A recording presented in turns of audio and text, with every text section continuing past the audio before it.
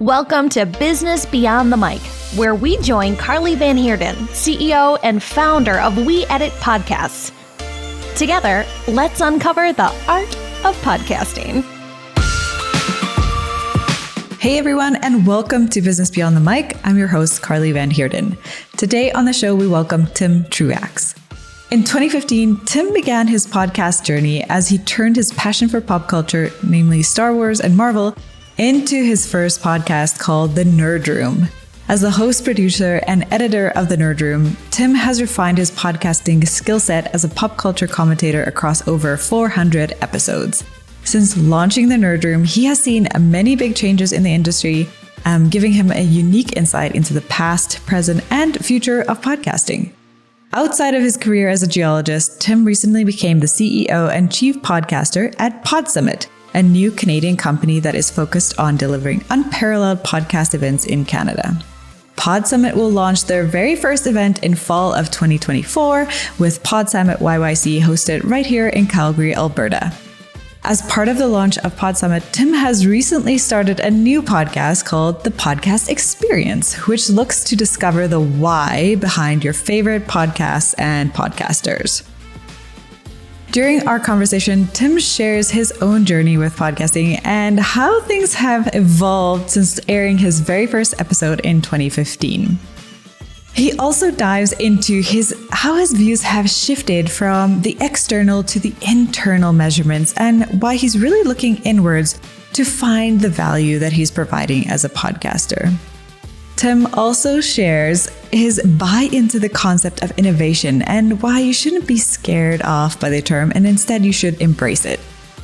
In fact, Tim reminds us to always be podcasting from your why, pulling on those threads to dig deeper into conversations and creating valuable content for your community. This was truly such an enjoyable conversation, so let's get into it. Tim, welcome to Business Beyond the Mic. It is so great to have you on the show today.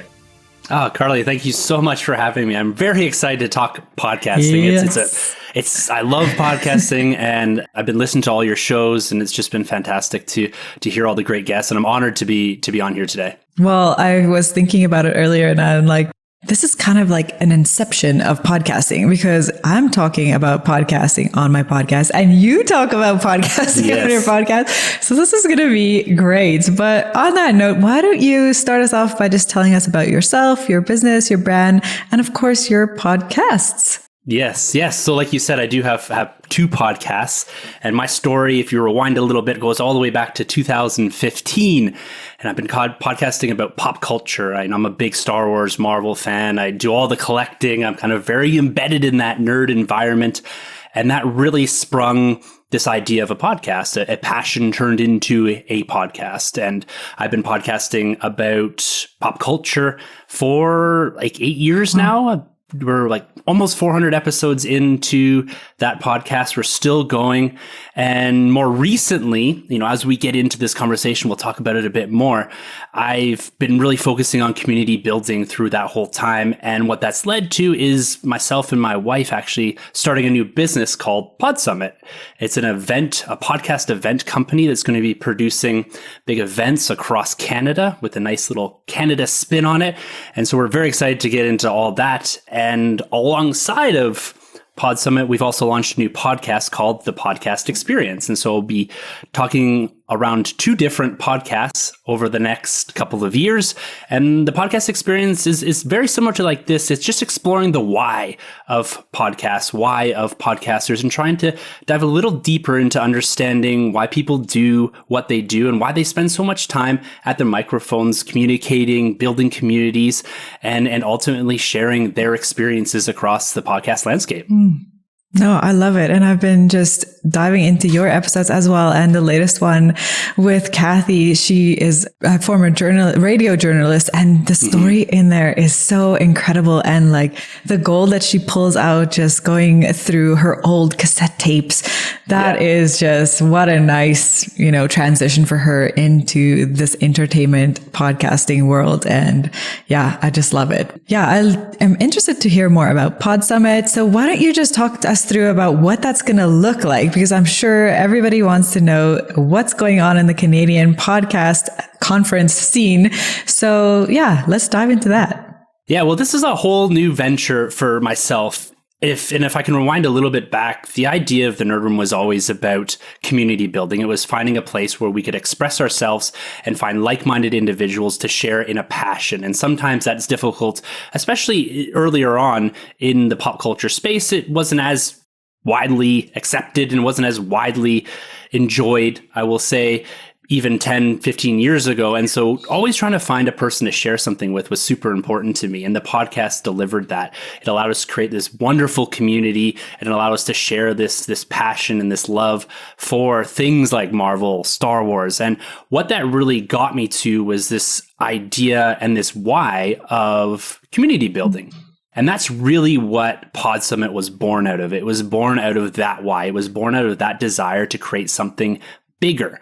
And PodSummit, we just launched it in June, and we're planning for a conference, or we're calling it an event, in fall of 2024. And what it's going to be and what the objective there is to just really bring together the Canadian podcast community and industry to celebrate, one, the art of storytelling, and two, is to bring people together to innovate, to discuss, to network, to try to create a collaborative focal point for the Canadian podcast community that right now I don't really think exists at scale. There's many pockets and there's many communities centered around wonderful podcasts, and there's a lot going on out east. But what we're trying to do is build something a little bit bigger and to scale that.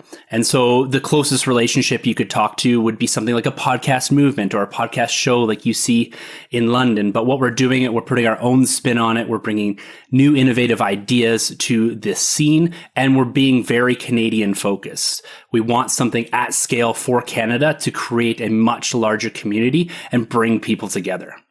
I love that. And I think that your spin on it is going to be so interesting to see. It's not going to be, that carbon copy of everything that you find out there. So yeah, that community piece is really why people are able to connect. And the common thread that I've always seen is we're out here podcasting to help others feel less alone on their journeys. And what better way to do that in person, really getting together. So I'm excited to see all that it comes together for next year. And yeah, everybody watch this space and keep looking into it. But yeah, I love that you keep taking us back to your journey and your why. And I was chatting to you earlier saying, I actually went back to that episode 1 of the Nerd Room, and it's just been like, what a contrast. Can you just share with us a bit more about, obviously what inspired you to launch, but how have you evolved as that initial podcaster right there, episode 1? Yeah, I think every podcaster that has a substantial backlog or catalog of podcasts will always say, please don't go back to episode 1, because it's not a fair reflection of what I'm doing today. But it is also a nice contrast to show how you've evolved as a podcaster and how you've changed up your style. I go back to this word innovation, and I think sometimes people are very scared of the word innovation, that it's left to the Apples and the Teslas of the world. But innovation is just very simple. It's a new idea. It's a new method being applied to what you do. It's evolving your craft. And that's very much the contrast that you see between episode 1 that I did back in 2015 and stuff that I'm doing today. It's the idea of you're always progressing, you're always evolving. And yeah, it's a bit embarrassing to go back to that first episode. No, I think it's great because literally maybe for me, because I'm so passionate about learning about the journey of podcasting, that it's just like, wow, look at this incredible, it's this amazing archive of who you were and who you are now as a podcaster. I love it. Yeah, and I've gone through so many different co-hosts. Just people get burnt out with podcasting, and people move on, or families, and that's another piece that you can kind of see through our catalog is the changing. And the one constant has been myself through this, and that's just because of my love for podcasts, and that's because of my love for community building and having a space where people can go to express and share. And I think when I talk about innovation, and when we're talking to different podcasters and all that across both of our shows, is it's okay to kind of change things up. we're 400 episodes in. And if you go back to how we formatted the first couple of episodes, it's widely different than what I do now. And so the idea of being satisfied with the status quo always comes up, and it's okay to be experimental with your podcast. And we've done that time and time again, even from the start right through till now. We dealt with the remote stuff in the pandemic. We've dealt with ebbs and flows in popularity of fan podcasting. And so there's a lot that goes into those initial few episodes, but really it comes down to, for me at least, it was just getting behind a mic with a friend, enjoying that, and then seeing where it takes you and not being afraid to innovate, not being afraid to change. No, and that's just exactly it. Don't be afraid, because how are you going to learn or change or innovate if you're not getting out there and doing it? But I know you've got this unique perspective now because you just launched a new podcast. You've launched one many years ago. So what did you do differently? Or, how did you apply what you've learned along the way in the second launch of the next podcast? Yeah, I would say I definitely launched it with a lot more confidence. I knew what to do, how to do it, and I knew the important steps to take to getting it out there. The other thing with this new podcast is I'm not as concerned with the metrics of this one. This one is the podcast experience, as it's called, is really formed around the idea of engaging and amplifying podcasters across primarily the Canadian scene, but anywhere really. And so this one is about making connections. And previously the launch, there's always a lot of confusion. What sort of tech do I need? What microphone do I need? So I would just say I went into this one very confident of what I had to do, how I had to format it, and how I was able to manage my time around producing 2 podcasts, starting a new business, and then also having a career on the other side of it as well. Yeah. And so I'd say that was probably the biggest difference. I just knew what to do, how to do it, where to go for those resources. And then it really comes down to switching up my style. That's probably the biggest contrast to what I've done before. Is I've gone from what's traditionally called a talking head podcast, where we just talk about things together, to now interviewing podcasters and trying to be a bit more dynamic on the mic with regards to asking questions, picking up on threads, and really pushing my limits as a podcaster into the more interview style from something that's traditionally a bit more relaxed and conversational. Yeah. No, and pushing those boundaries, that's another thing I keep hearing. You have to break out of the mold that is podcasting to find the good stuff. Like, how can you dig deep? How can you, push the limits to find out what it actually is that you want to give your listeners and that valuable content that you can create.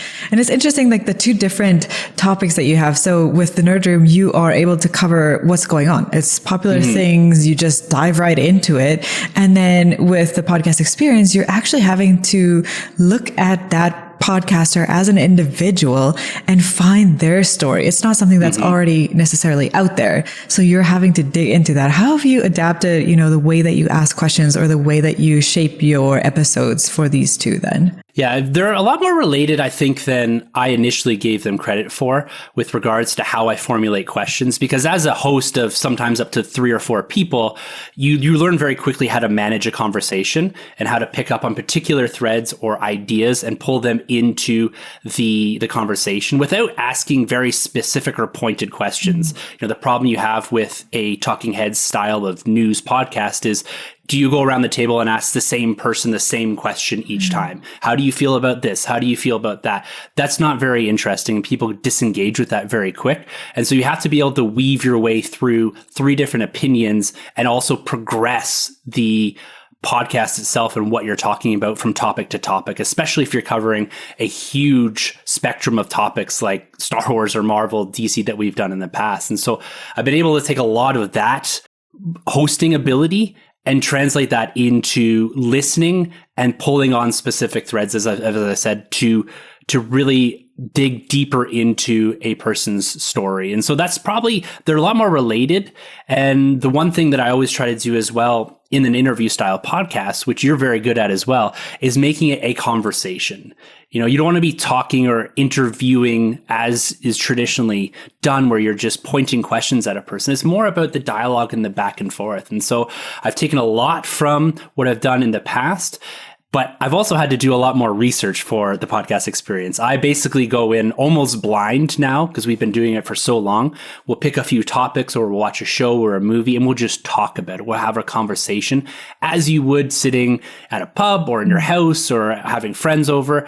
And so that one is very low barrier for entry with regards to my prep time. Prep time for the podcast experience is a lot bigger. I got to listen to podcasts. I got to understand a bit about the person, and I got to be able to be a bit more dynamic with my questions and adapt to the conversation in a bit more of a meaningful way as we're trying to pull out the why behind things. You want to really push on people to help them dig deep inside of their experiences and pull that out without having to do a 3-4 hour interview to really get the nuggets out of people. Yeah. I love that term that you used, pulling on the threads. Like, yes, that's where the gold is going to lead. And I think for me personally too, I had to work on what I call my curiosity of things. Because if you're not curious, then you're not going to see those threads and it's going to fly right by you and you might miss something really important that you could have, got that guest to share. So it's always evolving, Yeah, exactly. You can't be focused so much on asking your set of questions. It's got to be about initiating, nucleating a conversation and just seeing where it goes. If you're so fixated as a podcaster, if you're doing interviews and you're focused on just getting through your question count, it's going to feel like it is a interview one-on-one 60-minute style where you're just lobbing questions at people. You want it to feel natural. And even in the editing process, which you guys do so much of, I have a tendency to leave in some of the the pauses and all that to make it feel conversational in some of these interviews. I take out some of the stuff, but the long yes. Yeah, that stuff's gotta go. Oh man, yeah. But that's the thing. You never know what you're going to get out of that conversation. And it's always sort of a surprise if you do dig deep. I mean, for me, the questions were just a way to kind of stimulate that little bit of thought for the guest, like just check these over, see what comes to mind. It's a little bit different than just talking about your business the whole time, which a lot of my guests they have big businesses that they focus on. So when you're thinking of your podcast, it's often a little bit different. So there's just a way to spur that, Yeah, you need a framework definitely with guests to start them off so that they at least have an idea of what's coming at them. And so they're able to think, it's not like I went and wrote a bunch of answers down. And when I give questions to people, it's like you said, it's about the framework for conversation. And so that you have a start point, you have an end point, and then you kind of mix everything. And like, I use the term chasing the thread or following a thread a lot because that is like one of my key things as a host is that don't be afraid to tug on that thread. There's this idea you pull on the thread and the sweater comes undone. That's what you're trying to do as a host is you pull until it opens up and then you've got something completely different. Yeah. Well, I'm going to keep doing that then. That's a great tip. Well, you talk a lot about community and obviously finding the why and, these two different podcasts. So obviously with the Nerd Room, you guys are almost 400 episodes deep. What type of community and like the benefit of connecting with people have you found and seen with that show? Yeah, it's been actually quite remarkable and phenomenal for me. It's from the very beginning all the way till now, it's changed a lot, but there's always been a nice community. And it's not a humongous community. It's not thousands and thousands of people, but I've met some of the people that ultimately became hosts on my show through community building. And some people I consider some of my best friends, even in the city in Calgary here. And so it's quite wild when you find people that are very like-minded, that you want to share opinions with, that you want to share times with. If you go back 10, 15, 20 years, meeting someone online was very taboo. It was very strange. And now I consider some of the people that I've met through the podcast some of my best friends. And so I've been able to form very real relationships with people through the podcast. We've been able to experience and support each other through things like the pandemic. The podcast was my anchor through the pandemic, and the community was my anchor. It was the one thing that remained consistent in my life that wasn't thrown into chaos. And I was able to sit down every single Tuesday. I was able to live stream. I was able to really disconnect from the craziness of the outside world and really focus just on the things that I enjoy. And so that being an anchor for me and that community, that's substantially changed my life. And that's just simply by getting behind the microphone, interacting on places like Twitter, Instagram, and just sharing, you'll find people online. There's always someone looking to share. There's always someone looking to be open and honest and a little bit vulnerable with their passions. Yeah. And once you find that community, and that's something that we've always focused on building, is this idea of the Nerd Room this is a safe spot to come and hang out, have some fun, and share. Yes, no, absolutely. I talk a lot about, creating that safe space for not only your guests, but also for your listeners. Yes.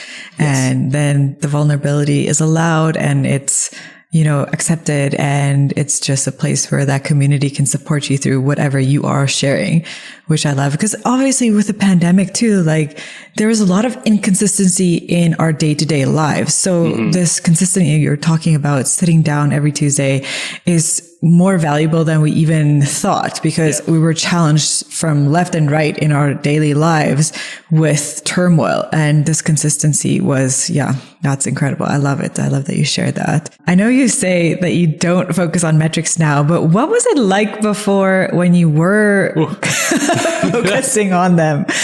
Tell us a bit about that. It's a tough one. And I think any podcaster, anyone putting themselves out there to be vulnerable from a creative perspective is looking for a way to measure how they're doing. And I've always looked at the metric measurement in two different forms. This is what I call the internal and the external measurements. And the external ones, of course, are your download numbers. It's your engagement numbers. It's how many likes and retweets and clicks you get on some of this stuff. In early days, I was very, very focused on that. I wanted our podcast to be the biggest nerd podcast that Apple has ever seen. And we tried very hard. In the early days of Apple, I don't know if you remember this, but there used to be the big push to get onto the new and noteworthy. Yeah. That was if you got up there, you were set. And we managed to get the podcast up there when we first launched it. It would have been late 15 into early 16. And so we were able to get it up there, and we had a pretty good go at it for a couple of years, and we made substantial gains. But once the pandemic hit, we saw actually a big turnaround and a big slide off of download numbers. That hurt. That really bothered me for a long time. But then I took a big step back and I said, at the end of the day, why am I doing this? What am I doing this for? I don't monetize my podcast, or never have with the Nerd Room. And I kind of got away from looking at the numbers and using them as the metric for determining my success. I turned and said, okay, let's look at this from an internal perspective with regards to how I measure myself against this. Am I improving as a podcaster? Am I still engaging a community? Am I still providing value to that community? Those are some of the metrics that I use now. And even with the podcast experience, it's the same idea. It's more of those internal metrics. And ultimately, yes, everyone would love to have a super successful show that they could monetize and make thousands, if not more, out of it. But the reality of it is, if you're using that as the reason, the why, that's just purely a result at the end of the day.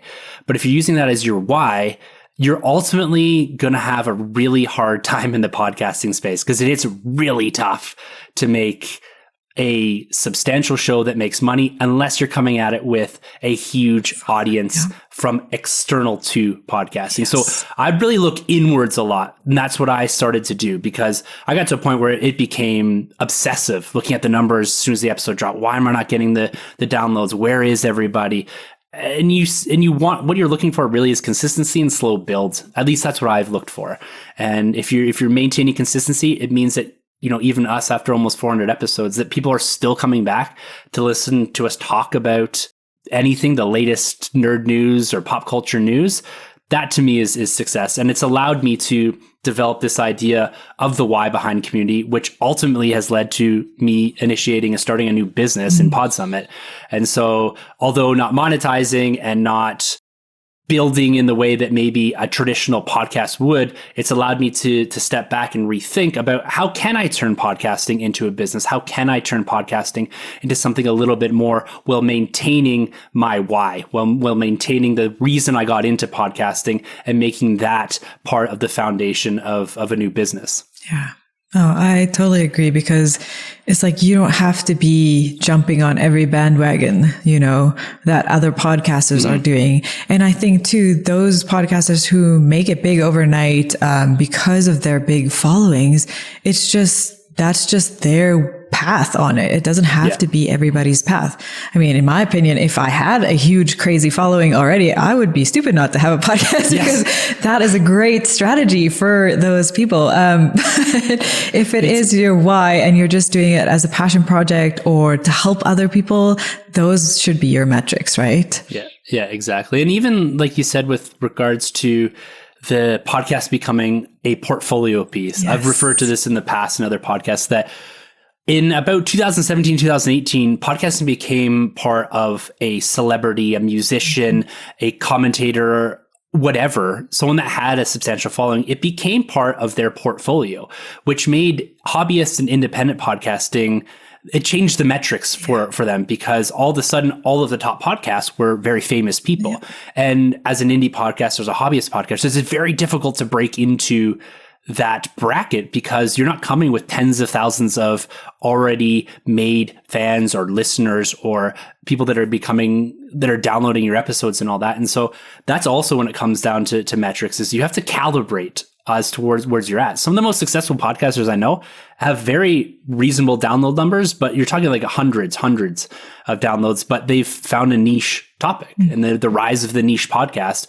has become very important for independent and indie podcasters, because that is where they can make a difference. And that in some cases, they can really monetize on a specific subject because they have a niche audience that is willing to spend and willing to commit to this idea of something very, very small. Yes. And then your monetization strategy is really a partnership with whatever you're providing for your listeners, which, it's direct, it's targeted, it gets results too, because that's who your niche audience is, and it's going to cater to them precisely. So, well, Tim, this has been so fun to just hear your journey. And like I said, I love the transformation story. I love seeing just how incredible you are now at what you're doing, from that, little conversation in the beginning to this great, in-depth show. And now, branching out into more, and just all the branches that's grown from your podcast has been amazing because, that's a story that I love, stepping stones to something more. But so now I appreciate that. I'd love to jump into our quick fire questions to just do a little fun. Waiting for this. I find that my guests really have been waiting for these, and it's been interesting. So let's go for it. How has podcasting changed the way you do business or life? I think ultimately the word that comes straight to mind is confidence. I think, we talked about that initial podcast we talked about. Now I have a very, very different career, and I've become more confident in presenting, in approaching people, in networking. And I think that's the thing that sticks out to me the most, is that I can hold a conversation now anywhere.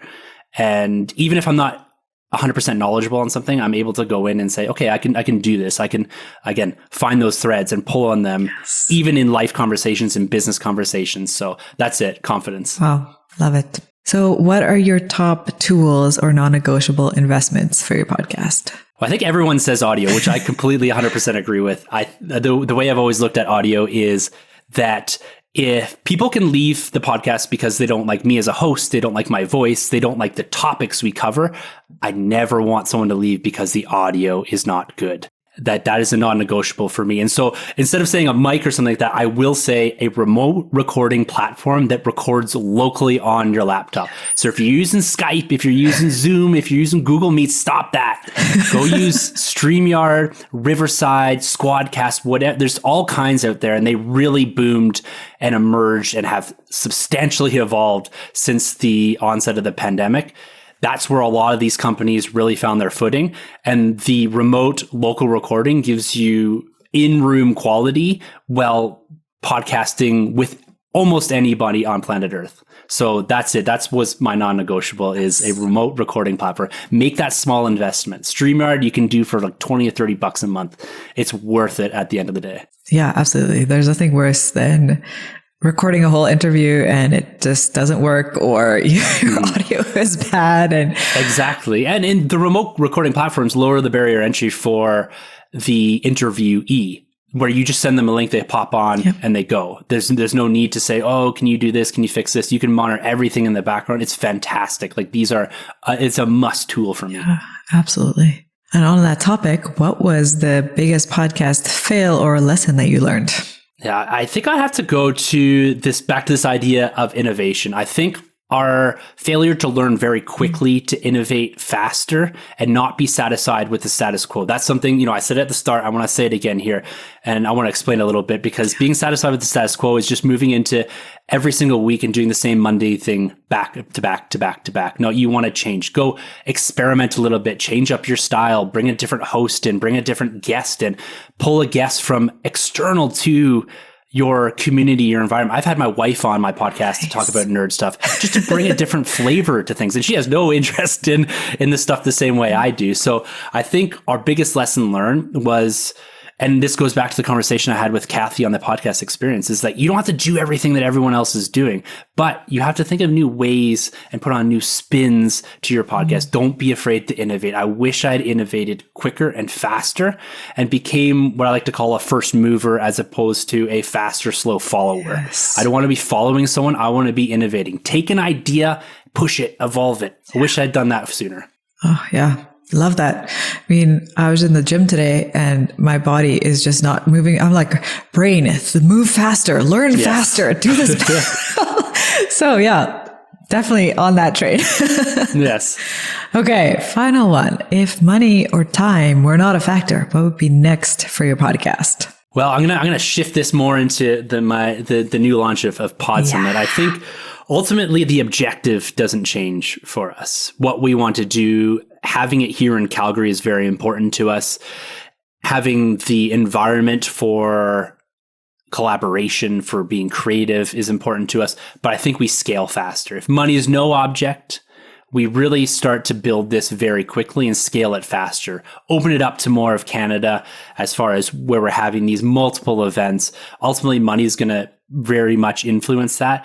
But the idea behind PodSummit and the goal behind PodSummit doesn't change with money. It's just maybe how it scales. And, bringing in some pretty awesome guests would be pretty cool too. Yeah, totally. Oh, well, I can't wait. Anyways, it's going to be fun and it's going to be great to get everybody together and just see well, because that's the thing. You never know who's podcasting in your city until you meet. Like I went to an event the other day and around the table, we're kind of introducing each other. And then there was 2 other people who had podcasts in the city. I'm like, yes, yeah, it's everywhere. So it's going to be fun to have all of them together in one space. So yeah, it's the same way that you and I kind of connected. I was just literally looking for people that podcast in the city, and I was like, "Whoa, there's like this whole company here that does this."